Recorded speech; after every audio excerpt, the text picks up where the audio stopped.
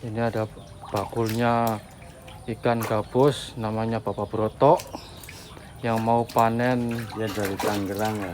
dari Tangerang.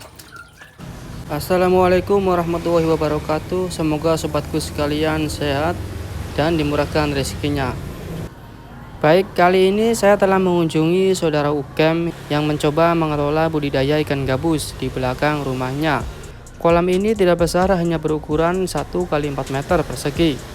Kolam ini cukup menampung ikan gabus sebanyak 400 ekor. Dan ukuran benihnya 5-7 cm dihargai Rp850.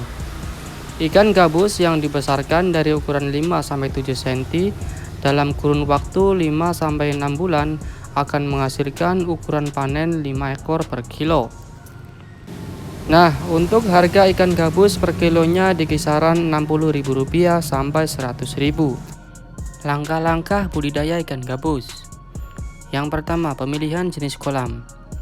Langkah penting pertama adalah menentukan jenis kolam yang ingin digunakan. Ada 3 macam kolam untuk budidaya ikan gabus. Ada kolam tanah, kolam terpal, dan juga kolam beton. Kalian bisa menyesuaikan dengan lahan dan modal yang dimiliki. Kedua, lakukan pemijahan. Langkah berikutnya adalah melakukan pemijahan. Proses ini merupakan tahapan di mana ikan gabus jantan dipertemukan dengan ikan gabus betina supaya menghasilkan telur atau burayak. Jadi sebelumnya kalian harus memilih indukan jantan dan betina dengan tepat.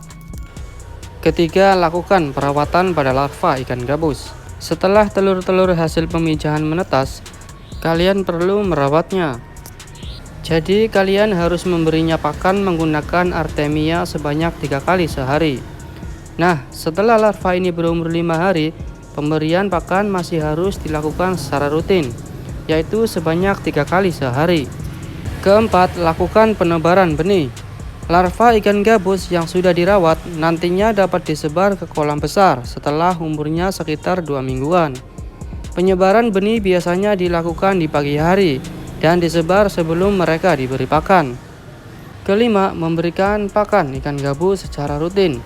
Langkah berikutnya yang amat penting bagi tumbuh kembang ikan adalah dengan memberi pakan. Pemberian pakan perlu dilakukan secara rutin, sebab nutrisi ikan berasal dari pakan yang diberikan. Dan yang terakhir, panen ikan gabus. Langkah terakhir yang amat menentukan keberhasilan budidaya ikan gabus adalah proses panennya. Ikan gabus ini memiliki daya tahan yang tinggi, sehingga proses panennya bisa dilakukan secara bertahap. Jadi kalian bisa menyesuaikan waktu panen dengan kebutuhan atau permintaan yang ada di pasar.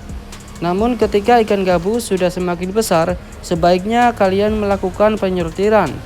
Pisahkan ikan yang sudah besar dengan kecil. Kelompokkan mereka di kolam yang terpisah.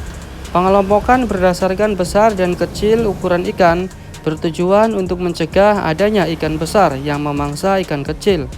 Sebab ikan gabus termasuk jenis ikan predator yang jika lapar dapat menjadi agresif. Cukup sekian, terima kasih telah menonton video ini, semoga bermanfaat. Dan untuk sahabat sekalian yang masih mempunyai lahan di belakang rumahnya, alangkah baiknya mencoba bisnis sampingan ini. Jangan lupa dukung channel ini dengan like, komen, dan subscribe. Terima kasih. Wassalamualaikum warahmatullahi wabarakatuh.